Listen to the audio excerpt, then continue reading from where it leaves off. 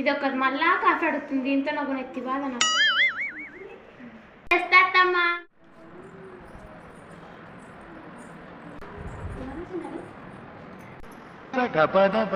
మొన్న మంచిగా కట్టుకున్నావు కదా చీర, ఈరోజు మంచిగా నీట్గా కట్టుకుంటే ఏమైంది? మళ్ళీ అదే జుబ్బేసుకున్నావు. పద్ధతిగా మంచిగా చీర కట్టుకోవచ్చు కదా, ఏమైంది? ఇంటి గురించి మీలాంటి అత్తలకేం తెలుసు, మాలాంటి కోడలకు తెలుసు. ఈ నైట్ మీలాంటి అత్తలకి ఎప్పుడు తెలీదు.